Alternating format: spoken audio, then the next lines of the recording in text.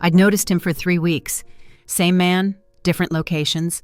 At the grocery store on Tuesday, outside my yoga class on Thursday, at the park where I jogged on Saturday morning, always keeping his distance, always watching. Yesterday, I finally confronted him, walked right up to his table at the coffee shop where I was working on my laptop. "Why are you following me?" He looked up, unsurprised, like he'd been waiting for this moment. "Your parents hired me." "What?" "I'm a private investigator. Your parents hired me to watch you, to make sure you're safe. But..." He glanced around, lowered his voice. "They need to tell you the truth now, before it's too late." "What truth?" "I can't tell you. They have to. But you need to go home tonight and demand answers about who you really are, about why they've been lying to you your whole life." What I discovered that night would shatter everything I believed about my family. Stay with me, because this story is about the moment a stranger tells you more truth than your parents ever have. Before we continue, if you've ever felt like your family was hiding something major, hit that subscribe button right now. Your support means everything to me. And comment below, have you ever been followed or discovered someone was secretly watching you? Let's talk about it. Now back to my story. My name is Alexis Morgan. I'm 23 years old and I live in Austin, Texas. I graduated from UT Austin last year and work as a marketing coordinator at a tech startup. Normal life, normal job, normal family, or so I thought. 3 weeks ago, I started noticing him. It was subtle at first, just a feeling. You know when you sense someone watching you? I'd be at the grocery store, reaching for cereal, and I'd see him 2 aisles over, dark jacket, baseball cap, pretending to look at his phone. I thought it was coincidence. Austin is a big city, but people run into each other. Then I saw him outside my yoga studio, sitting in a gray sedan, same jacket, same cap. That's weird, I thought, but I told myself I was being paranoid. The next week, I went for my usual Saturday morning jog at Zilker Park, and there he was again, on a bench, newspaper in hand, but not reading it, watching me. That's when I knew. This wasn't coincidence. Someone was following me. I told my roommate, Becca. "There's a man following me. I've seen him at least 5 times in different places." "Are you sure it's the same guy?" "Yes. Dark hair, maybe late 30s, always wearing a jacket and cap, always watching." "That's creepy. Have you called the police?" "And tell them what? A man has been in the same public places as me? They'll think I'm paranoid." "Take a picture next time. Get evidence." So I tried. The next time I saw him at Whole Foods on Wednesday, I tried to discreetly take a photo, but he noticed, made eye contact, and for the first time, he didn't look away. He just stared at me. Then he left. "He knows I know," I told Becca that night. "This is getting serious. Maybe you should tell your parents?" I called my parents that evening. They lived in Dallas, about 3 hours away. "Mom, I think someone is following me."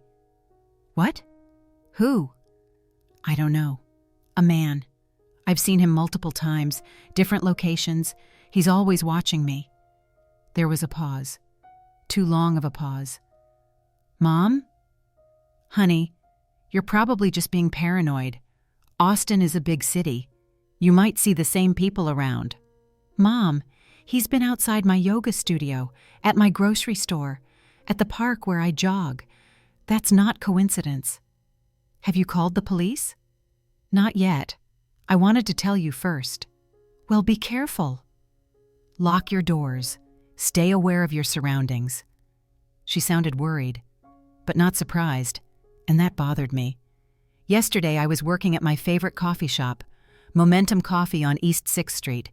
I had my laptop, headphones, working on a presentation for work, and there he was, same man, sitting 3 tables away, no cap today, just watching me. Something in me snapped. I'd had enough. I pulled out my headphones, stood up, and walked directly to his table. "Why are you following me?" He didn't look surprised, just set down his coffee and looked up at me. "I was wondering when you'd confront me." "Answer the question. Why are you following me?" "Sit down. Please, I'll explain. I'm not sitting down with a stalker. I'm not a stalker. I'm a private investigator. Your parents hired me. I felt the blood drain from my face. What? He pulled out a business card. Daniel Cross, Private Investigations. Your parents contracted me 6 months ago to monitor you. Make sure you're safe. 6 months? You've been following me for 6 months? Not me personally the whole time. I have a team. But for the last 3 weeks, yes, it's been me. I grabbed the chair and sat down, my legs suddenly weak. Why would my parents hire someone to follow me? They said it was for your protection, that there were threats against you, that they needed someone watching to make sure you're safe. Threats? What threats? I don't have any enemies. I'm a marketing coordinator. I'm nobody. Daniel leaned forward. That's what I thought too at first. But the more I investigated, the more things didn't add up. What do you mean? Your parents paid me a lot of money, way more than a standard protection detail would cost, and they were very specific about what they wanted me to watch for. Which was? Any signs that you were remembering, any signs that you were investigating your past, any signs that you were asking questions about your childhood. I frowned. That makes no sense. Why would they care about that? Because they're hiding something big, and I think you're starting to figure it out, even if you don't realize it yet. I'm not figuring out anything. I have no idea what you're talking about. Daniel pulled out a folder. I've been doing some digging on my own time, because something about this case bothered me, and I found some things. He opened the folder. Inside were documents, photos, newspaper clippings. What is this? Your adoption records. I stared at him. I'm not adopted. Yes, you are. Finalized when you were 3 years old. Your parents are Jennifer and Robert Morgan, but they're not your biological parents. That's impossible. I would know if I was adopted. Would you? Have you ever seen your birth certificate? I thought about it. No, I've never needed to. I have a passport, driver's license, social security card. All of those can be obtained with an amended birth certificate, which is what you have. The original was sealed after the adoption. Why are you telling me this? Because I think your parents have been lying to you about more than just the adoption. And I think whatever they're hiding is dangerous. To you. You're not making sense. Daniel leaned closer. Alexis, 3 days ago, I received an anonymous email. Someone warning me to stop investigating your case, threatening my family if I continued. That's when I knew. This isn't just about protection. Your parents are hiding something, and someone else knows about it. Who sent the email? I don't know, but whoever it is, they're scared of you learning the truth. What truth? I can't tell you. I don't have all the pieces, but your parents do. You need to go home tonight and demand answers about who you really are, about why they adopted you, about why they've been lying to you your whole life. And if they refuse to tell me, then you need to start asking questions. Look into your own past, because whatever they're hiding, it's worth killing for. I drove to Dallas that night. 3 hours of panic and confusion. Was I really adopted? Why would my parents lie about that? What were they hiding? I arrived at their house around 9 p.m. My mother opened the door, surprised.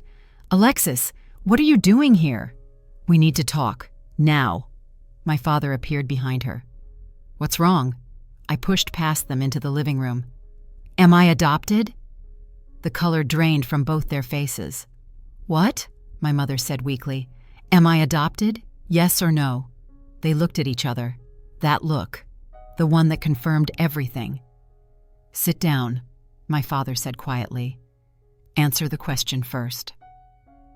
Yes, my mother whispered. Yes, you're adopted. We adopted you when you were 3 years old. I felt like I'd been punched. Why didn't you tell me? We were going to, when you were older, but then time passed and it never seemed like the right moment. I'm 23 years old. When was the right moment? We thought it would upset you, my father said. You were so happy. We didn't want to disrupt that. So you just lied? For 20 years? We didn't lie. We just didn't tell you. That's the same thing, I was yelling now. Who hired the private investigator? My parents froze. I know about Daniel Cross. I know you hired him to follow me. Why?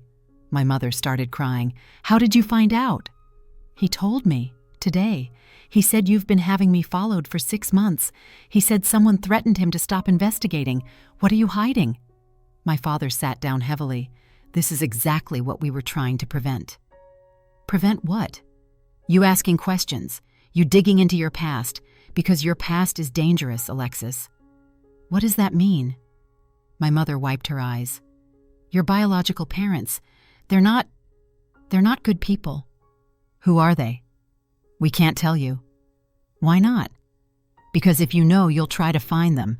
And if you find them, they'll find you. You're not making any sense. My father stood up. Your biological parents are criminals, Alexis. Dangerous people. You were taken from them by Child Protective Services when you were 2 years old. They'd been abusing you, neglecting you. You were barely alive when they found you. That's horrible, but why keep it a secret? Because they've been looking for you, my mother said. For 20 years they've been trying to find you. We changed your name, sealed the adoption records, moved to a different state, everything to keep you safe. And they're still looking? Yes. We've had to move twice because they got too close. Dallas is our 3rd location. Then why hire someone to follow me? Why not just tell me so I can be careful?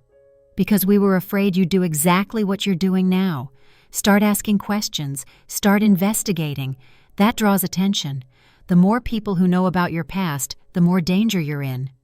But you hired a private investigator. That draws attention. We hired him to make sure you weren't being followed by anyone else, to make sure your biological parents hadn't found you. And have they? My parents looked at each other again. Tell me, I demanded. We think so, my father said. 3 months ago, we noticed someone watching our house, taking photos. We think they found us. And you didn't tell me? We increased security, hired Daniel to watch you in Austin. We thought we could handle it without scaring you. Handle what? What are you protecting me from? My mother went to a safe in their office, came back with a folder. This is everything we know about your biological parents. I opened it with shaking hands.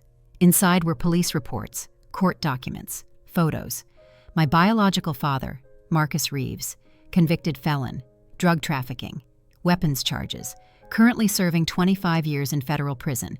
My biological mother, Christine Reeves, whereabouts unknown, wanted for questioning in connection with multiple crimes. There were photos of me as a toddler, bruised, malnourished. It was hard to look at. You were found in a motel room, my father explained, alone. You'd been left there for at least 3 days without food or water. Someone heard you crying and called the police. What happened to them? Your father was arrested. Your mother disappeared. They put you in foster care, but you were so traumatized that no one could handle you. Violent outbursts, night terrors. You couldn't speak. We were foster parents, my mother continued. We'd been fostering for 5 years, hoping to adopt. When we met you, you were so broken, so scared, but we saw something in you worth saving. It took 2 years of therapy, love, and patience. Slowly you came out of your shell, started trusting us, started healing. When you were 3, we adopted you officially, changed your name from Emily Reeves to Alexis Morgan, sealed all the records, started fresh. And you never thought to tell me any of this? We told ourselves we would, when you were older, but you were doing so well. You were happy, healthy, thriving. Why burden you with this painful past? Because it's my past. I have a right to know. You're right, my father said. We should have told you, but we were scared. Scared of losing you. Scared of you resenting us. Scared of you trying to find your biological parents. Why would I want to find them? They abused me. Because people have complicated feelings about their biological parents, no matter what they did. We've seen it in support groups. Adoptees searching for birth parents even when they know the parents were terrible. I wouldn't do that. We couldn't take that risk, especially because your biological mother is still out there, still dangerous. What does she want with me? We don't know. But she's made it clear over the years that she considers you hers, that she wants you back. I'm 23 years old. She can't just take me back. No, but she can hurt you, or worse. That's why you hired Daniel, to watch for her.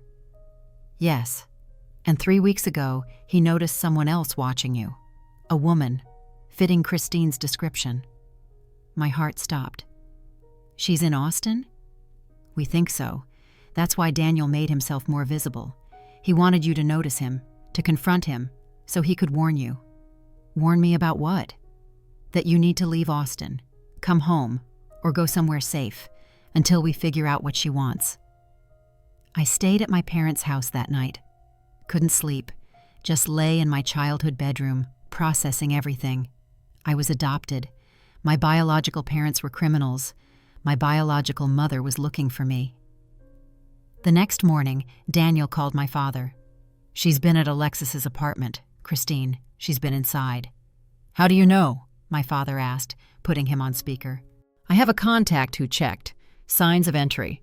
Nothing stolen, but things moved, searched. She's looking for something. What? I don't know. But whatever it is, she thinks Alexis has it. I spoke up. I don't have anything. I don't even remember her. Maybe that's the point, Daniel said.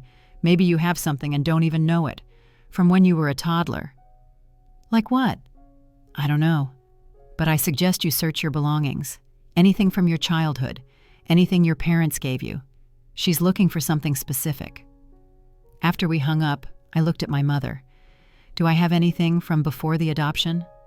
Just one thing, a stuffed rabbit. You had it when we found you. You wouldn't let go of it. We kept it. She went to the attic and came back with a worn stuffed rabbit. Pink, faded, one ear torn. This is it? That's it. You carried it everywhere for years. Then when you were about 8, you stopped playing with it. We stored it away. I examined the rabbit, squeezed it, felt something hard inside. There's something in here. My father got scissors, carefully cut open the seam. Inside, wrapped in plastic, was a small USB drive. We stared at it. What is that? My mother whispered. Let's find out. We plugged it into my father's computer. One folder, one video file. I clicked play. The video showed a man I didn't recognize, middle-aged, serious expression. If you're watching this, Emily, then you've found what your mother has been searching for. My name is Special Agent Thomas Crawford.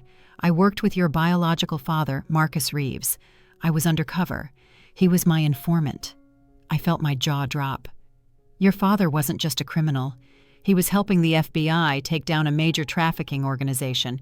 He gave us names, evidence, everything we needed. But they found out. The organization discovered he was working with us. They were going to kill him, kill your whole family. That's why you were found in that motel. Your father didn't abandon you. He hid you there, tried to protect you. He put this USB drive in your toy, hoping someday you'd find it. On this drive is everything. All the evidence he gathered, names, locations, financial records. It's worth millions, and it's the only copy. The organization has been looking for this drive for 20 years. They know it exists. They know Marcus had it. They think Christine knows where it is. She doesn't, but she knows you might. That's why she's looking for you. If you're watching this, you need to take this to the FBI. Ask for Agent Sarah Morrison. She took over my case when I retired. She'll know what to do. And Emily, your father loved you.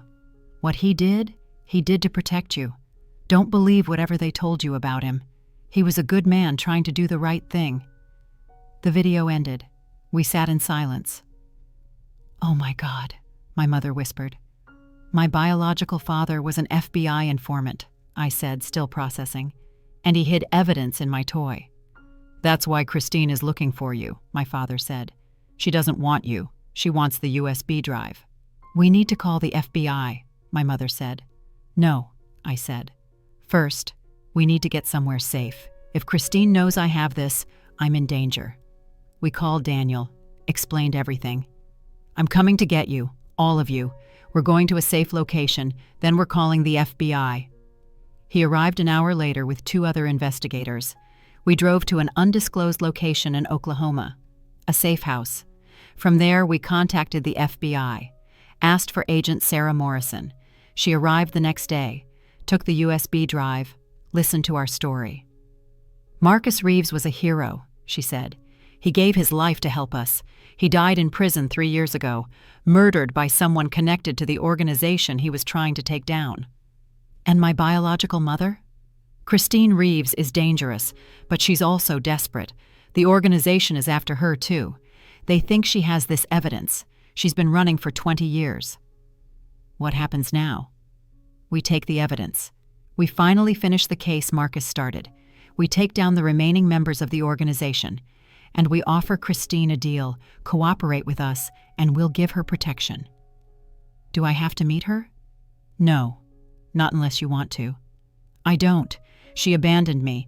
Let me suffer. I don't care what her reasons were." Agent Morrison nodded. "That's your right. But I think you should know. She's been watching you from afar. She knew your adoptive parents, knew you were safe. She stayed away to protect you." "Then why look for me now?" "Because the organization got close. Too close. She needed the evidence to trade for protection. For both of you." 2 weeks later, the FBI made arrests. Dozens of people connected to the trafficking organization. The evidence on that USB drive was enough to bring them all down. Christine was offered witness protection. She took it, disappeared into a new life. I never saw her, never spoke to her. Maybe someday I will, but not yet. It's been 3 months since Daniel approached me in that coffee shop. 3 months since I learned I was adopted, that my biological father was a hero, that I'd been carrying crucial evidence my entire life without knowing it. My relationship with my parents has changed. I understand why they lied, why they kept secrets, but I made them promise, no more lies, no more secrets. "We tell you everything from now on," my father promised. "Even the hard stuff," my mother agreed. I moved out of Austin. Too many memories, too much danger. I'm in Denver now, new city, new start. Daniel and I stay in touch. He's become an unexpected friend. "You did good," he told me last week. "You found the truth. You finished what your biological father started." I just wish I remembered him. Maybe that's a blessing. You remember your real parents, the ones who raised you, who loved you, who protected you. He's right. I'm Alexis Morgan.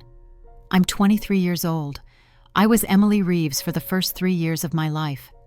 My biological father was a hero who died protecting others. My biological mother is alive, but gone. And my real parents, Jennifer and Robert Morgan, are the ones who saved me. I was followed by a private investigator who told me I needed to know the truth. And he was right. The truth was hard, complicated, painful. But it was mine, and I deserved to know it. If someone is watching you, trust your instincts, ask questions, demand answers. Because sometimes the person following you isn't the danger. Sometimes they're the one trying to save you from it. Thank you so much for watching. If this story touched your heart, please subscribe and hit the notification bell so you never miss an update. Your support truly means the world to me, and don't forget to share your thoughts in the comments. I love reading every single one of them. Each comment inspires me to keep creating stories for you. See you next time.